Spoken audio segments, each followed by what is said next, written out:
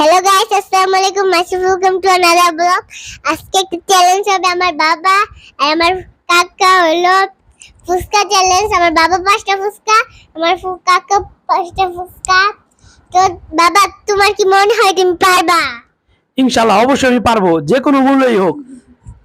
মুক্তার থেকে আমার খাইতেই হবে বেশি। কাকা, তুমি কি পারবা তোমার মনে হয়? ইনশাআল্লাহ। তো এখন আমরা কথা না বাড়িয়ে ব্লগটা শুরু করি। রেডি, সেটি এন্ড গো। ও দেখিয়ে দেখো কে দিছে।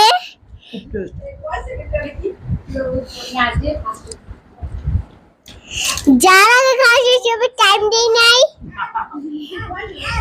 আমি দিব। তাড়াতাড়ি, একটু তাড়াতাড়ি খাও আপনারা, তোমরা তাড়াতাড়ি না খেলে তো হবেই না। মুখটা কিন্তু পুচে পড়ে গিয়েছে। কাকা, একটু তাড়াতাড়ি খাও তুমি। বাবা শেষ, তাড়াতাড়ি বলে দিল। ইয়েস, আমি বিজয়ী। কাকা পারে রে। এখন তোমার উপলক্ষে তুমি আমার বাবাকে কি দিতে চাও বলো? সে গিলতে পারছে না।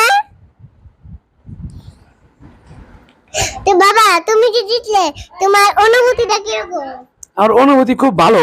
আমার খুব ভালো লাগতেছে, আনন্দ লাগতেছে যে আমি জিততে পারছি। মুক্তার সাথে এই ফুচকা চ্যালেঞ্জে আমি জিততে পারছি, খুব ভালো লাগতেছে আমার।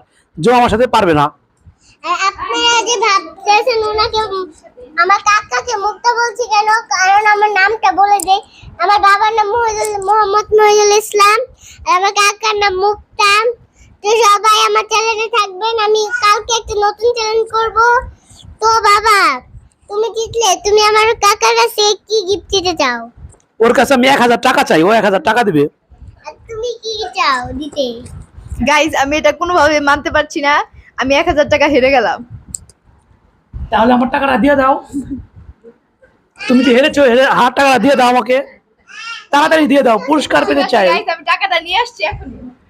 সে টাকাটা নিয়ে আসে নাই, সে কনফিউশন ছিল যে সেই মনে হয় জিতে যাবে। সে তো জিততে পারবেই না। গাইস, আমি আপনাদের সবার সামনে টাকাটা দিয়ে দিচ্ছি।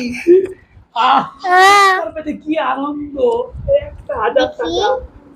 এই 1000 টাকা আমার বাবা পেলো, কিন্তু ইনশাআল্লাহ কালকে তোমার জিততেই হবে। কালকেও আমি খেলবো এবং আমি জিতবো। দাও, কালকে টাকাটা দিয়ে তোমাকে আর দাও। কাকাকে নিব না, কালকে অন্যজনকে নিব।